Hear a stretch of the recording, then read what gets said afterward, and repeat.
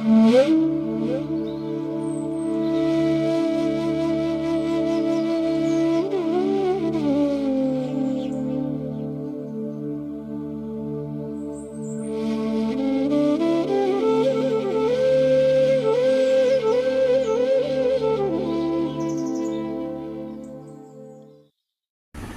জননীং শারদাং দেবীং রামকৃষ্ণং জগদ্গুরুং পাদপদ্মে তয়ো শ্রুত্বা প্রণমামি মুহুর্মুহু।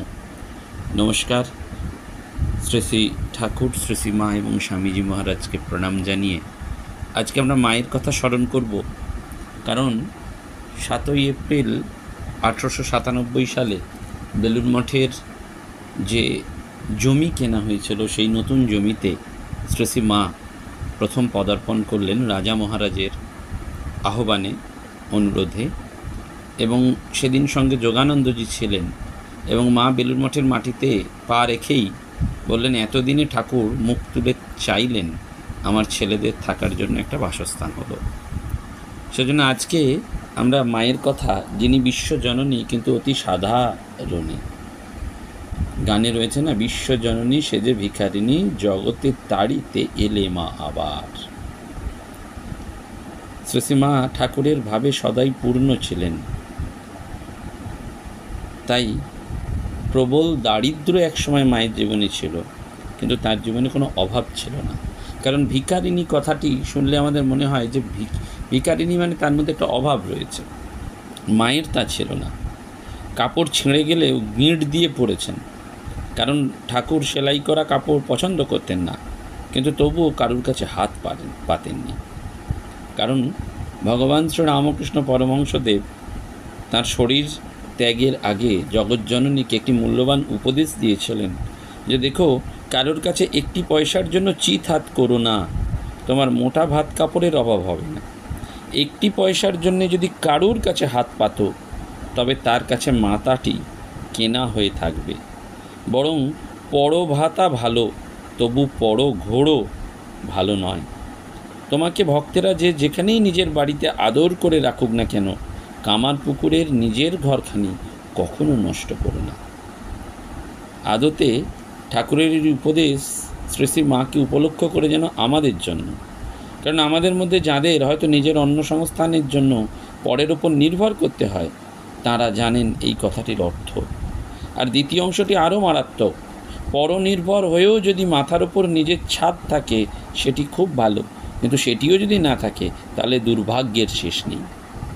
শ্রী শ্রী মা দুটি উপদেশকেই আমাদের জীবনে শিক্ষার জন্য পালন করে তার জীবন দিয়ে দেখিয়ে গেছেন। কখনো কারোর কাছে হাত পাতেননি। কামারপুকুরের ঘরটিকেও সযত্নে রক্ষা করেছেন, কারণ তিনি আজন্ম দাত্রী, রোহিত্রী নন। তিনি জ্ঞানদায়িনী, ভক্তি বিজ্ঞান দাত্রী। শ্রীরামকৃষ্ণ তার পার্ষদ ভক্তদের বাছাই করে নিয়েছিলেন, কারণ বিষয়ী মানুষদের তিনি সহ্য করতে পারতেন না। বিল্ডিং দেখতে যেতে বলতেন, তাদের বসা জায়গায় কখনো কখনো গঙ্গা জল ছিটাতে বলতেন, কিন্তু মা বাছাই করেননি। করবেন কি করে? তিনি যে সকলের মা। অহেতুনা নোদয়সে সদোষণ স্বাঙ্কে গৃহীতা। তিনি নানান দোষী আমাদের মতন সন্তানদের কোলে তুলে নিয়ে বিনা কারণে কৃপা দান করেন। যিনি আমাদের স্থূল সূক্ষ্ম কারণ শরীরের অন্ন যোগান, তাকে কি দিতে পারবে? কিন্তু এই অন্ন যোগাতে গিয়ে তাকে পার্থিব ঐশ্বর্যের অধিকারিণী হয়ে আসতে হয়নি, বরং ঐশ্বর্যবিহীন অতি দরিদ্র জননী হয়ে অনন্ত স্নেহ ভালোবাসায় ভরা বুক নিয়ে তিনি এই জগতে এসেছিলেন। এই সাধারণত্বই তাঁর ঐশ্বর্য। ঠাকুর নরেন্দ্রনাথের অন্ন কষ্ট নিরসনের জন্য তার বন্ধুদের বলেছিলেন, এবং এতে নরেন্দ্রনাথের আত্মসম্মানে আঘাত লাগায় তিনি ঠাকুরকে তিরস্কার করেছিলেন। ঠাকুর বলেছিলেন, ওরে, তোর জন্য যে আমি দাঁড়ে দাঁড়ে ভিক্ষা করতে পারি। ঠিক একই কারণে ঠাকুরের সন্তানদের বরানগর মঠে প্রবল দারিদ্র্যের সময় শ্রী শ্রী মা ঠাকুরের কাছে প্রার্থনা করেছিলেন, ঠাকুর, তুমি এলে, এই কজনকে নিয়ে লীলা করে আনন্দ করে চলে গেলে, আর অমনি সব শেষ হয়ে গেল, তাহলে আর এত কষ্ট করে আসার কি দরকার ছিল? কাশী বৃন্দাবনে দেখেছি অনেক সাধু ভিক্ষা করে খায় আর গাছতলায় ঘুরে ঘুরে বেড়ায়, সেরকম সাধুর তো অভাব নেই। তোমার নাম করে সব ছেড়ে বেরিয়ে আমার ছেলেরা যে দুটি অন্যের জন্যে ঘুরে ঘুরে বেড়াবে, তা আমি দেখতে পারবো না। আমার প্রার্থনা, তোমার নামে যারা বেরোবে তাদের মোটা ভাত কাপড়ের অভাব যেন না হয়। ওই মা নিজে মুখে বলেছেন আমার প্রার্থনা, কিন্তু আসলে যেন ঠাকুরের কাছে একটা দাবি পেশ করেছেন, ভক্তির তম। শ্রীরামকৃষ্ণ সেটি মেনে নিতে বাধ্য হয়েছিলেন। শুধু একবারই আমরা মায়ের কাছে বা মায়ের জীবনে সেই কাঙালিনীর ভাব দেখেছি। পুরী পৌঁছেই জগন্নাথ দর্শনে যেতে চাইছেন, পাণ্ডা গোবিন্দ যখন পালকি আনতে যাচ্ছেন তখন মা তাকে বারণ করে বলছেন, না গোবিন্দ, তুমি আগে আগে পথ দেখিয়ে চলবে, আমি দিনহীন কাঙালিনীর মতন তোমার পেছন পেছন জগন্নাথ দর্শনে যাব। এবং মায়ের জন্মের আগে জননী শ্যামাসুন্দরী দেবী বেলগাছ থেকে দেখেছিলেন যে একটি শিশু কন্যা নেমে এসে পেছন থেকে তার গলা জড়িয়ে ধরে বলছেন, আমি তোমার কাছে এলাম মা। অর্থাৎ দরিদ্র সরল ব্রাহ্মণ ভক্তের ঘরে জন্ম হয়েছিল মা লক্ষ্মীর। ঘরে লক্ষ্মীশ্রী এলেও আর্থিক সচ্ছলতা আসেনি, পাছে সাধারণের কাছে সে আবরণ খসে যায়। তাই শ্যামাসুন্দরী দেবী চাষের তুলেছেন, আর খোলা আকাশের নিচে ক্ষেতের আলে শিশু লক্ষ্মী মা শারদাকে শুইয়ে ঘুম পাড়িয়েছেন। একটু বড় হলে ওই তুলোয় পইতে কেটে তিনি মাকে সাহায্য করেছেন। ছোট ভাইদের নিয়ে আমোদরে গঙ্গা নিয়ে ভাইদের সঙ্গে মুড়ি খেয়ে বাড়ি এসেছেন। জগদ্ধাত্রী পুজোয় হলদে পুকুরের রামহৃদয় ঘোষাল মা জগদ্ধাত্রীর সামনে বালিকা শারদাকে দেখে মূর্তি আর মেয়ের মধ্যে তফাৎ করতে পারেননি, এবং পরবর্তীকালেও গর্ভধারিণী মা বুঝতে পেরেছিলেন। সেজন্য বলতে পেরেছিলেন, মা গো, তুই যে আমার কি মা, আমি কি তোকে চিনতে পারছি মা? এই চেনা অচেনার যে দ্বন্দ্ব, তার মধ্যেই ছিল এবারের তারণ ক্রিয়া। কিন্তু তারণের আগে সাধন, ঠাকুরের সাধন পদ অভিনব, কিন্তু শারদার সাধন জীবন কে জানবে? তাকে তো লোকে দেখতেই পায় না বা পেত না। সেই দক্ষিণেশ্বরের খাজাঞ্চি বলছেন, তিনি আছেন শুনেছি, কিন্তু কখনো দেখতে পায়নি। লোকচক্ষুর অন্তরালে এক নীরব অথচ নিশ্চিন্ত জীবনকে গড়ে তুলেছিলেন মা শারদা দেবী। ঠাকুর লিখতে পড়তে পারতেন, সংস্কৃতে কথা বললে বুঝতে পারতেন, কিন্তু নিজে বলতে পারতেন না। মা শারদার তা ছিল না। গ্রাম্য পরিবেশে, গ্রাম্য কোঁদলের মধ্যে সামাজিক আচার বিচারকে মান্যতা দিতে প্রথাগত শিক্ষাহীন জীবনে তিনি বেড়ে উঠেছিলেন। কিন্তু ঠাকুর তার সম্পর্কে বলেছিলেন, ও শারদা সরস্বতী জ্ঞান দিতে এসেছে। বলেন, ও ছাই চাপা বেড়াল, হৃদয়কে সাবধান করে দিলেন। অর্থাৎ বারবার জানিয়ে দিলেন যে মা শারদা যদি রুষ্টা হন তাহলে ব্রহ্মা বিষ্ণু মহেশ্বরেরও রক্ষা নেই, তার কারুর রক্ষা নেই যে তাকে রক্ষা করবেন। এবং যখন একা একা কামার পুকুরে গিঁট দেওয়া কাপড় পরেছেন, আক্ষরিক অর্থে শাক ভাত খেয়েছেন, সরু লাল পাড় শাড়ি, হাতে বালা নিয়ে গাঁয়ের লোকের সমালোচনা শুনতে শুনতে, আত্মীয়দের কুমন্ত্রণায় দক্ষিণেশ্বরের টাকা বন্ধ হয়ে যাওয়া অবস্থাতেও মা কিন্তু কাউকেও একটি কথাও বলেননি। এই ইতিহাস অজ্ঞাতই রয়ে গেছে। কোনো দিন এই দারিদ্র যন্ত্রণায় যে মা নীরব থেকেছেন সেটা কোথাও লেখা হলো না, কোনো দিন লেখা হলো না।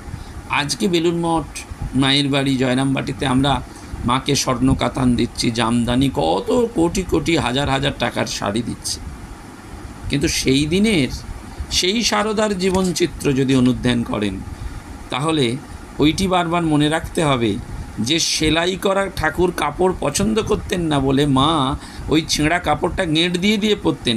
কিন্তু ওই যে ঠাকুর বলেছিলেন, একটি পয়সার জন্যেও কারুর কাছে হাত পেত না, কারণ তোমার মাথাটি তাহলে কেনা হয়ে থাকবে। বরং পরো ভাতা ভালো, কিন্তু পরো ঘোরও ভালো নয়। তোমাকে ভক্তরা যে যেখানেই রাখুক না কেন, কামার পুকুরে নিজের ঘরখানি কখনো নষ্ট করো না। এই রামকৃষ্ণ দাম্পত্য জীবনের অদ্ভুত পরাকাষ্ঠা তিনি দিয়ে যাচ্ছেন। ওই কামার পুকুর তার শ্বশুর ঘর, সেই শ্বশুর ঘরের ঘরখানি নষ্ট করো না মাকে বলছেন, এবং মা শেষ দিন পর্যন্ত সেটি নষ্ট করলেন না। এই যে নিরভিমানতার ইতিহাস, কামার পুকুরে স্নান করতে যাওয়ার সময় মা তার সামনে 4 জনকে আর পেছনে 4 জনকে বধূকে দেখতে পেতেন, যারা তাকে পাহারা দিয়ে নিয়ে যেতেন। অষ্টসখী, অর্থাৎ নিজের মধ্যে অষ্টসখী পরিবৃত দুর্গার সত্তাকে অনুভব করেও শ্রীরামকৃষ্ণের কলকাতার ভক্তদের ডাকে সাড়া দিয়ে সেখানে যাওয়ার আগে কামারপুকুরের মানুষকে জনে জনে মা শারদা জিজ্ঞেস করেছিলেন যে তার যাওয়া উচিত কি না।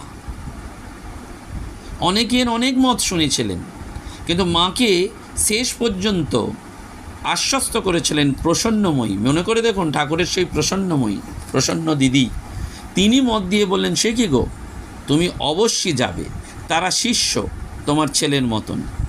এ কি একটা কথা, যাবে বই। তখন যাওয়া স্থির করলেন। তোমার সৃষ্টির পথ রেখেছ আকীর্ণ করি, বিচিত্র ছলনা জালে, হে ছলনাময়ী। একবার গোলাপ মাকে শ্রী মা ভেবে এক ভক্ত প্রণাম করতে উদ্যত হলে গোলাপ মা শ্রী মাকে দেখিয়ে দিলেন। মা মজা করে আবার গোলাপ মাকে দেখিয়ে দিলেন। বার কয়েক চলার পর গোলাপ মায়ের হুঙ্কার। জয়রামবাটিতে মেয়ে হয়ে থাকা, তাই সেই মুখ দর্শনের অধিকারী অনেকেই, কিন্তু কলকাতায় শ্রী মা থাকতেন এক গলা ঘোমটা দেয়া একটা কাপড়ের পুঁটুলি যেন। গঙ্গা স্নান করতে যান গোলাপ মায়ের পেছনে পেছনে, যেন নতুন বাড়ির বউয়ের মতো। ঠাকুরের সন্তানদের মধ্যে অনেকেই তার মুখ দেখেননি, মায়ের ভাইরাই তাকে নিজের দিদি বলে জানতেন। কালীমামা গিরিশ ঘোষকে একদিন বলেছিলেন, তোমরা দিদিকে জগদম্বা জগজ্জননী কতই বা কী বলো, কই আমরা তো একই মাতৃগর্ভে জন্মেছি, আমি তো কিছুই বুঝতে পারি না। গিরিশবাবু তখন তার স্বভাবজাত বিশ্বাসের জোরে তেজে বলে উঠেছিলেন, কি বলছো, তুমি একজন সাধারণ পাড়া গেয়ে ব্রাহ্মণের ছেলে, যজন যাজন পঠন পাঠন ব্রাহ্মণের কাজ ছেড়ে চাষবাস নিয়ে জীবন কাটাচ্ছ।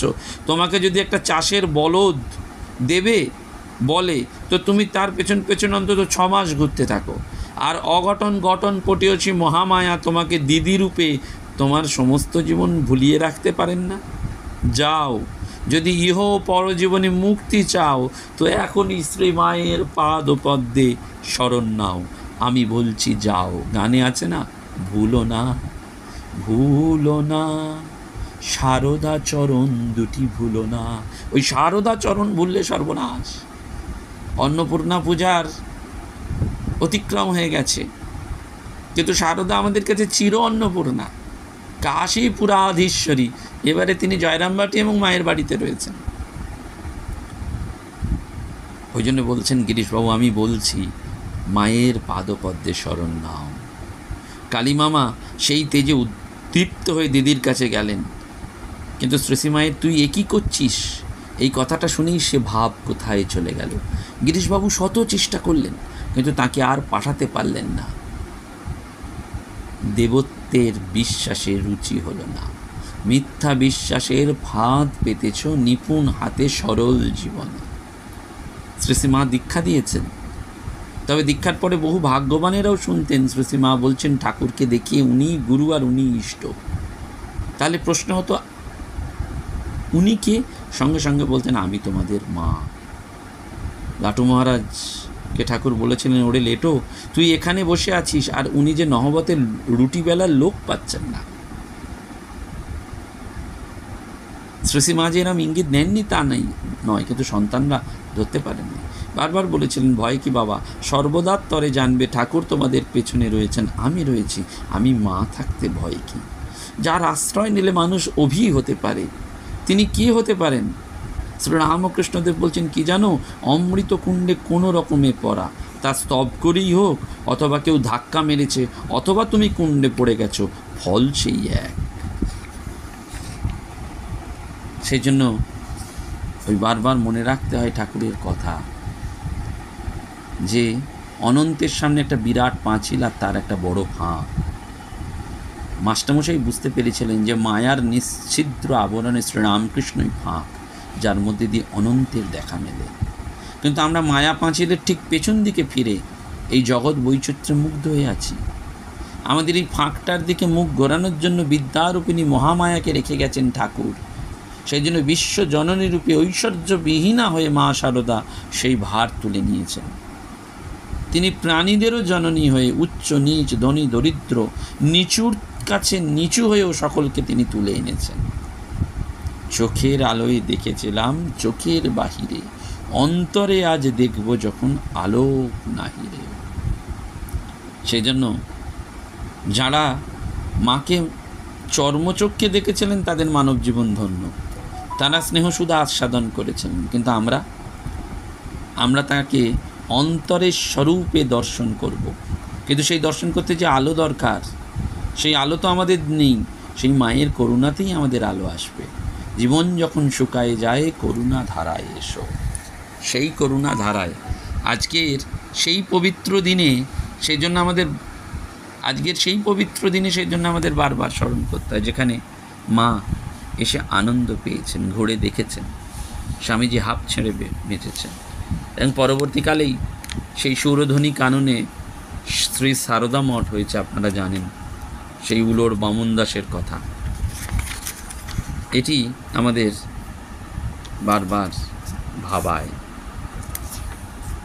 সেই জন্য মায়ের কাছে আমাদের বারবার মনে রাখতে হবে।